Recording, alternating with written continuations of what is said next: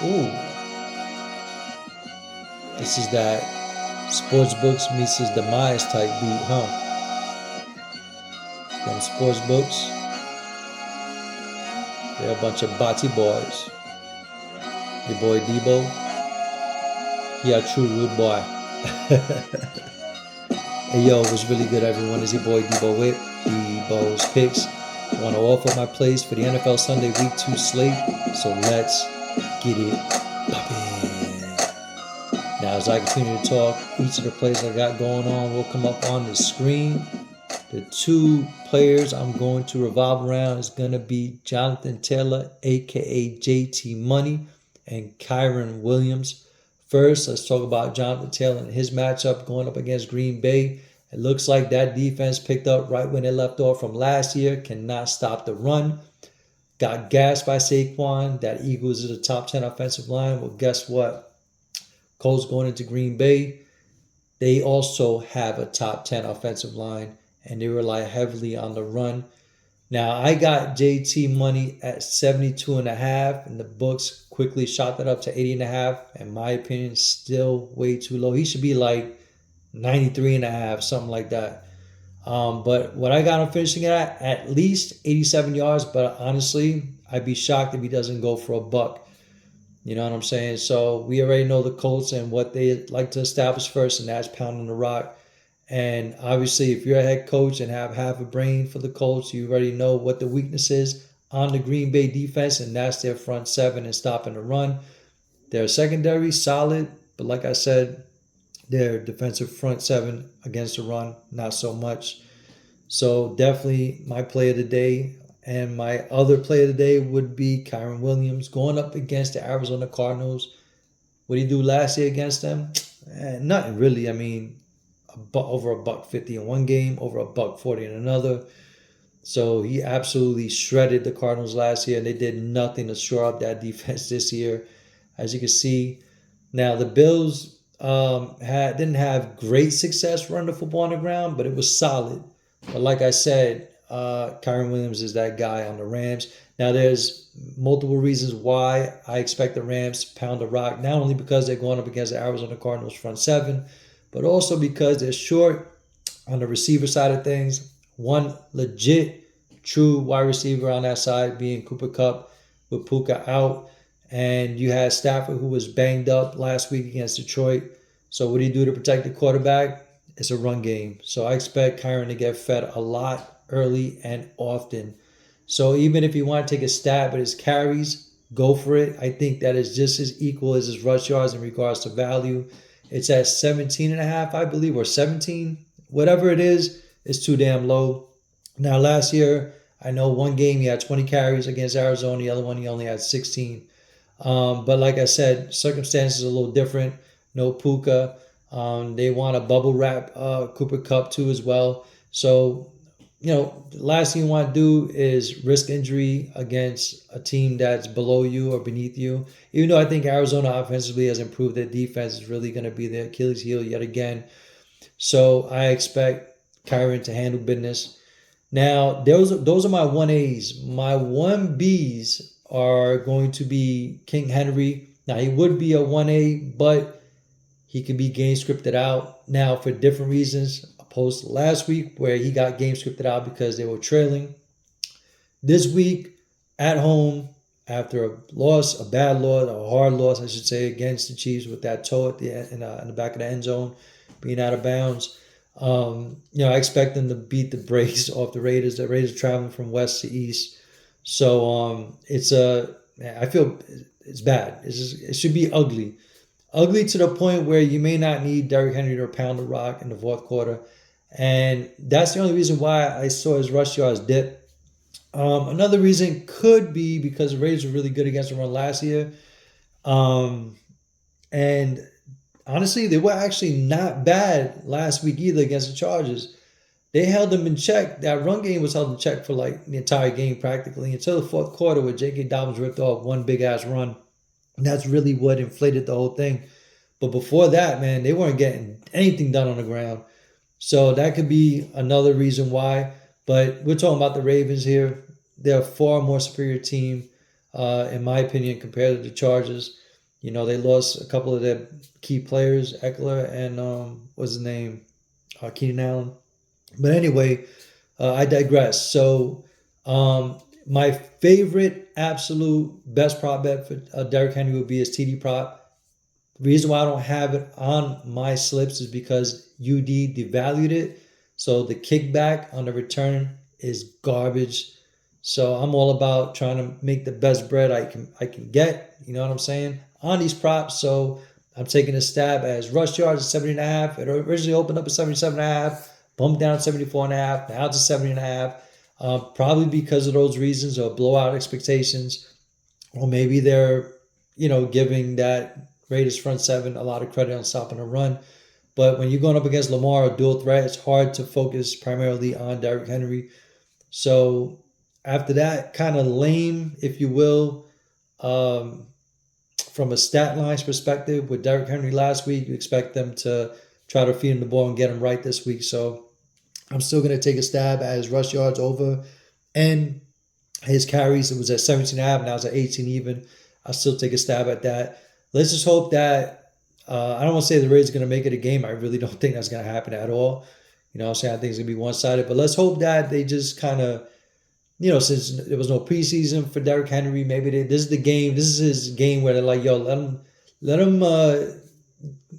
get going. You know what I'm saying? Give him 20 carries, get him rolling, and then we'll take it easy and kind of manage him moving forward. So that's just my expectation out of it. So I definitely love his props. It's just a matter of whether or not he's gonna, be on the field for the majority of the game. From a receiver side of things, Amari Cooper, 58.5. Absolute steal in my opinion. 58.5 going up against Jacksonville. Their secondary is absolute garbage. Didn't have a great game against Dallas, against that really good secondary. They shut them down. So I expect them to come out and air it out. That offense was just, that Browns offense looked like dog shit. Let's be honest, you know what I'm saying? Against Dallas, you expected something out of them. And Dallas is not that type of defense that can shut you down. You can put up points on them because they gamble on the outside with the corners, you know what I'm saying? So there's definitely a big place to be at.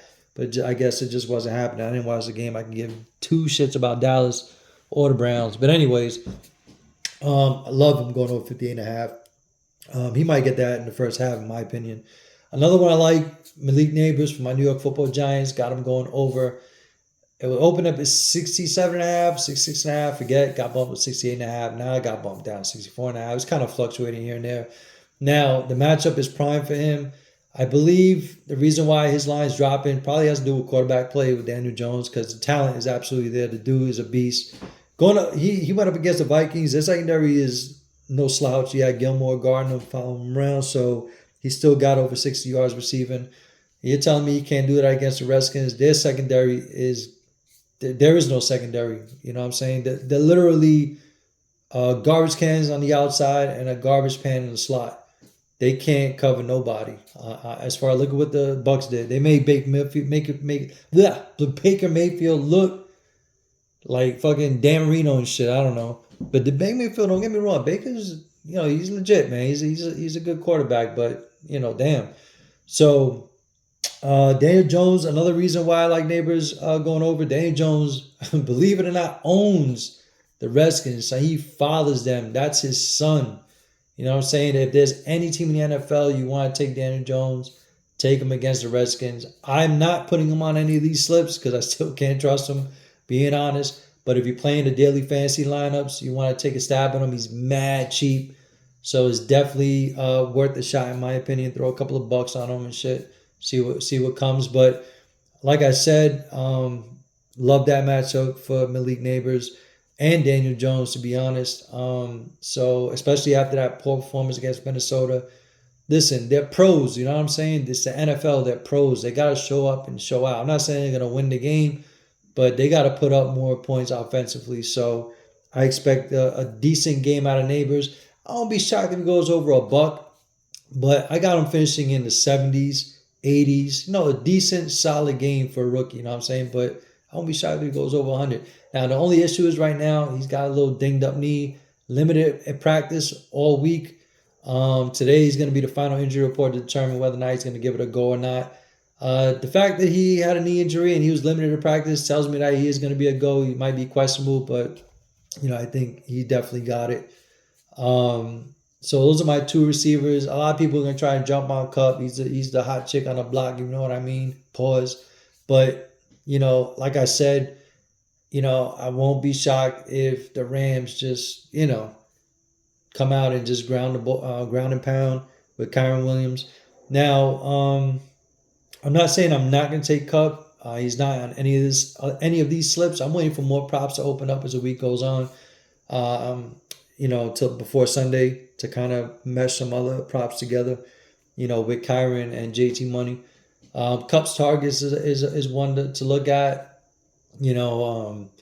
His receptions, his yards, whatever it may be. The matchup is really good for him. But the Arizona Cardinals could pretty much slide Budda Baker over from the safety position, double team and Cup with the corner, kind of taking him out the game. I can see that happening. And to me, if that's the case, then you run the ball with your second best offensive player, and that being Kyron Williams. So, but Cup is worth a stab. I wouldn't wager too much on him. Maybe throw him on one slip or whatever. You know what I'm saying? Who else missed the cut?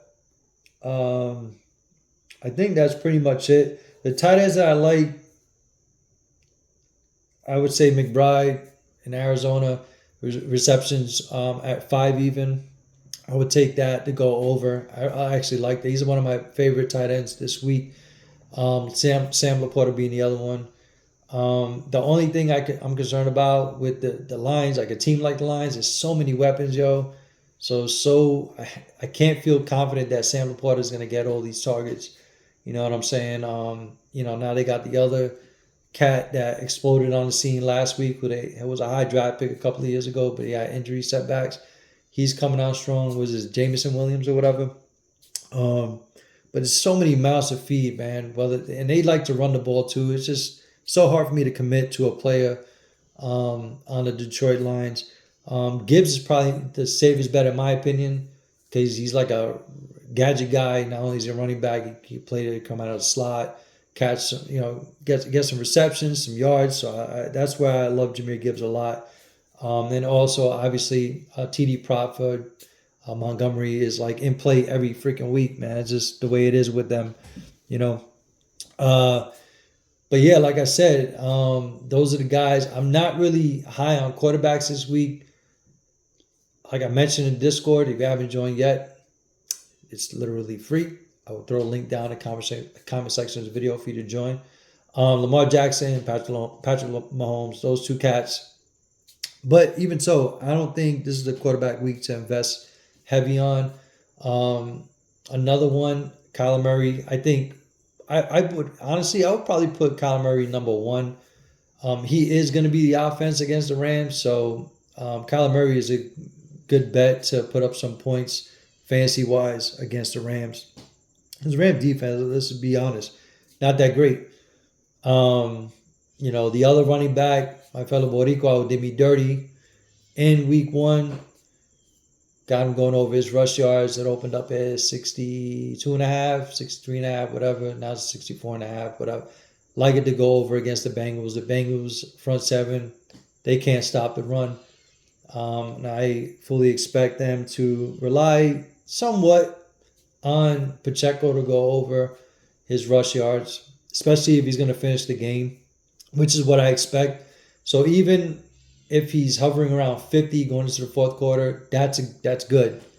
Because what the Chiefs definitely do, and they're a very consistent team, if they're leading in the fourth quarter, they will run the shit out of the clock. They won't make Patrick Mahomes put up points.